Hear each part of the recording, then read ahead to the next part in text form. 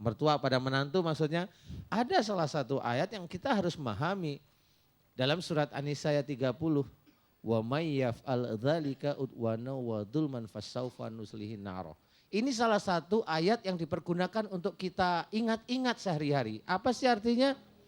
Artinya adalah dan barang siapa yang melanggar hak dan berbuat dolim akan kami masukkan ke dalam neraka. Siapapun itu. Itu sudah jelas dalam Quran. Makanya kita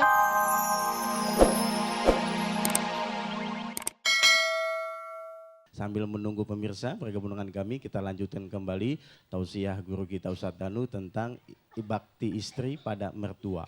Nah Ustadz, tadi sebelum di segmen 2 ini, ya ada satu pertanyaan dari saya menghadapi istri Ustadz, yang cerewet dan suka ngatur rumah tangga dan cenderung nggak akur sama mertua. Dampaknya apa Ustadz bagi yang bersangkutan dan juga bagi rumah tangga tersebut? Silakan Ustadz. iya. Kalau memang kita sebagai seorang laki-laki menghadapi istri yang emosional, yang cerewet, yang curiga, suami benar-benar cari rezeki, pikirannya itu selingkuh aja, ada yang istri seperti itu, ada. Nah ini juga kita harus memahami bagi seorang suami. Salah satu firman Allah Ta'ala menceritakan arijalu qawwamuna 'alan nisa. Laki-laki itu pemimpin daripada wanita. Nah kalau sudah pemimpin dari wanita ini berarti si suami itu nggak boleh takut kalau memang ada kebenaran yang ada di dalam hati dan juga yang dikerjakan setiap hari. Laki-laki nggak boleh takut karena apa? Kewajiban seorang suami termasuknya adalah mendidik istri menjadi istri yang solehah. Nah kalau istrinya itu kurang soleh, ya, kurang baik, keimanannya itu kurang bagus di hadapan Allah, si suami itu harus menegur.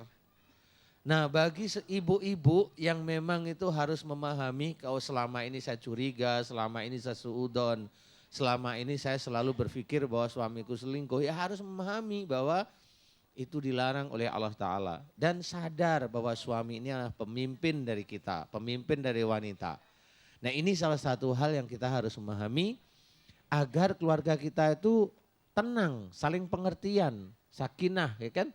Jadi nggak bisa umpamanya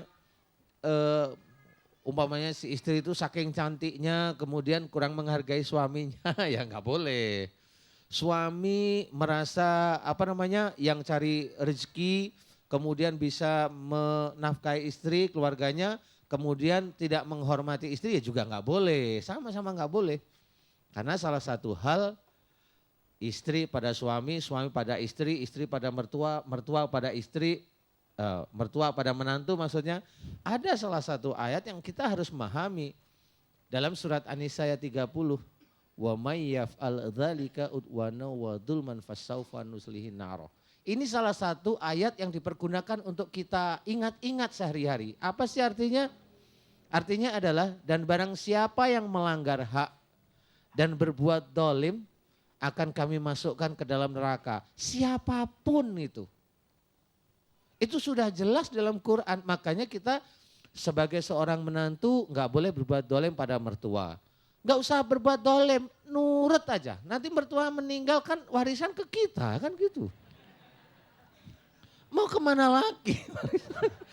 Ya, iya kan? Nggak usah dolim pada mertua, udah nurut, iya bu, iya pak, nyantai aja. Kalau udah nurut pasti ini menantuku baik sekali, kan gitu ya. Bagiannya gak banyak selain apa. Itu kan bagi yang nurut Ustadz, Iya. dapat atau warisan. Bagi yang membangkang, yang ngelawan sama mertua, dampak bagi dirinya apa Ustadz? Sakit apa misalnya? Kalau memang kurang hormat pada mertua khususnya, ini kalau mertua ini kan orang dekat ya, mertua orang tua ini orang dekat. Dampaknya bagi istri yang memang senantiasa mencibir mertua, ya mendolimi lah ya, apa aja bentuknya, suudon. Kemudian ini dampaknya biasanya ada banyak hal, mana yang terkuat. Kalau dia jengkelnya tersimpan, dia ada pada tempatnya payudara ada, maksudnya sakit pada benjolan di payudara ada, kemudian ada kister di daerah rahim atau di daerah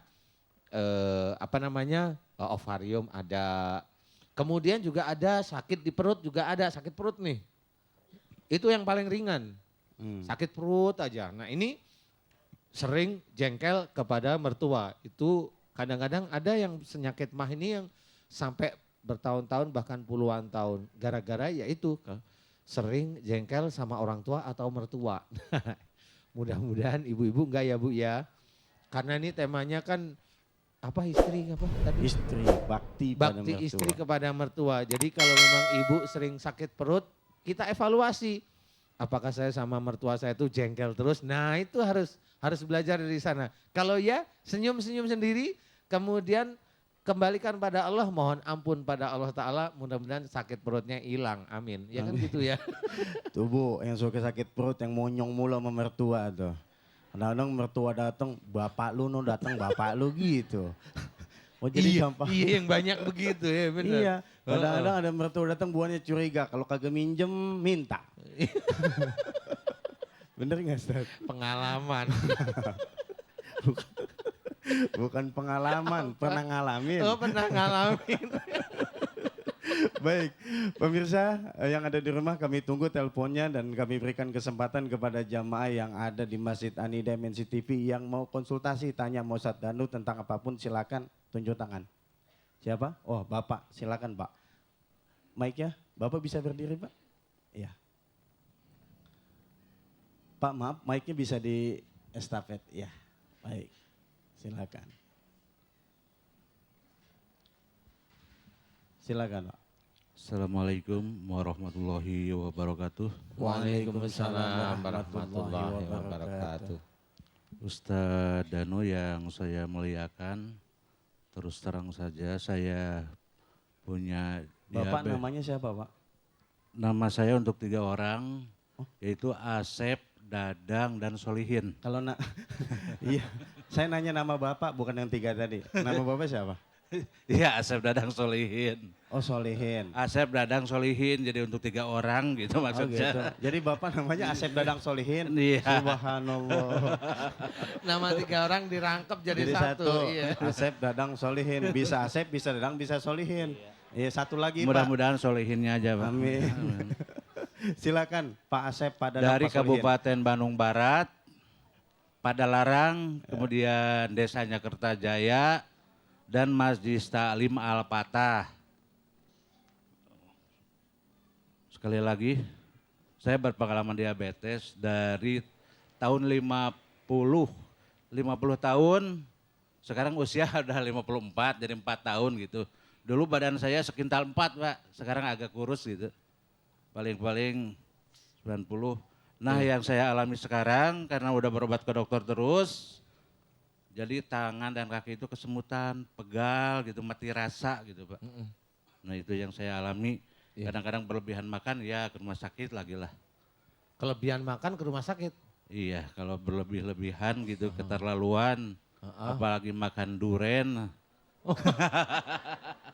Iya, wah udah Bapak aja itu udah hancur keren Pak, langsung dimakan aja, ya, masuk rumah sakit masih. Iya. Ya terima kasih itu yang saya tanyakan Pak. Iya Pak. Assalamualaikum Ustaz, warahmatullahi jawab wabarakatuh. pertanyaan Pak Dadang, Waalaikumsalam Pak Solihin warahmatullahi. entar aja. Pak Dadang dulu jawab. Kalau ini Pak Dadangnya kalau tanya begini. Kalau Pak Solihin yang ditanyain gimana sholat khusyuk gitu ya. Iya. Tapi nggak apa-apa, insya Allah ini bisa menjadikan Silakan gambaran Diri Pak. Iya. gambaran bagi saudara-saudara kita yang diabetes ya. Diabetes itu biasanya begini Pak Dadang, Pak Asep, Pak Solihin. Iya nama 3 orang beneran gitu ya. Diabetes itu biasanya kita diawali dulu sebelum Pak Dadang ini sakit. Dulu itu kalau punya keinginan, kalau nyuruh istri, nyuruh anak itu harus. Kalau enggak marah di sini. Itu sebelum sakit begitu. Iya betul Pak. Betul begitu? Betul. Dan kalau punya nasihat, punya nasihat atau punya masukan untuk orang lain, orang itu harus make itu harus ngikut, harus nurut. Kalau enggak jengkel juga di sini. Gitu. Iya betul juga. Ya sudah. Kalau ini sudah benar, Pak Solihin. Oh ini saya ngomongnya ke Pak Solihin. Pak Solihin, kembalikanlah sifat-sifat yang kurang baik itu pada Allah. Caranya bagaimana? Yaitu saya yakin Pak Solihin sholat 5 waktunya insya Allah tertib. Kemudian kalau bisa